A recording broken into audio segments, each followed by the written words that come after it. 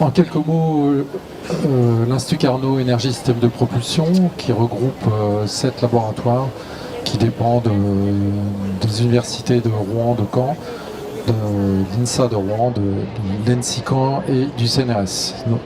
Donc l'ensemble de ces laboratoires rassemble 465 chercheurs équivalents temps plein qui travaillent sur l'énergie, les systèmes de propulsion. Alors ça va de l'évaluation des matériaux pour Q de centrales nucléaires par sonde atomique jusqu'à la mise au point de systèmes de post-traitement pour les moteurs automobiles. Donc oui, Tecoya a été créé en janvier 2015 et le partenariat avec Carnot ESP est même antérieur à la création de Tecoya, parce que c'est avec Carnot ESP que nous avons fait la validation échelle 1, donc en situation réelle de la technologie à l'origine de Tecoya.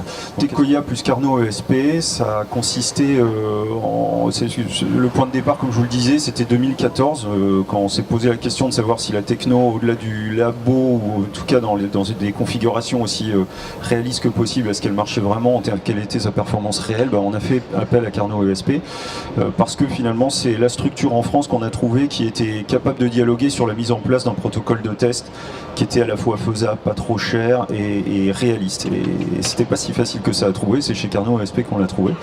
Et la collaboration, elle continue depuis ce moment-là, toujours dans différents registres, toujours dans le registre de l'expérimentation complète, échelle 1, donc validation du produit, du concept quasi fini, et puis on y va étape par étape, et aujourd'hui on a une thèse qui est lancée avec une collaboration avec 3 laboratoires, dont 2 Carnot ESP, et sur lequel on espère vraiment faire franchir un cap à la qualité de l'air en termes de filtration des gaz.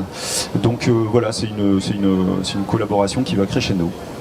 Quand j'ai rencontré Pierre Guiton, pour être tout à fait honnête, j'avais quelques doutes, puisque des choses à peu près équivalentes en termes de technologie, en termes de science, on en a vu passer un certain nombre. Et je dois le dire, à notre grande surprise, le système Tecoya marchait formidablement bien. Les produits Tecoya, leur grande qualité, c'est d'une part d'être efficace pour abattre tous les types de particules et toutes les tailles de particules, de consommer extrêmement peu d'énergie. On a des appareils totalement inaudibles, donc c'est extrêmement confortable à vivre.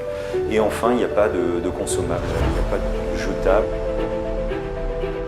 L'Institut Carnot a joué le rôle finalement de catalyseur, c'est-à-dire de construire un réseau de compétences scientifiques et technologiques autour de la société Tecoya pour la supporter.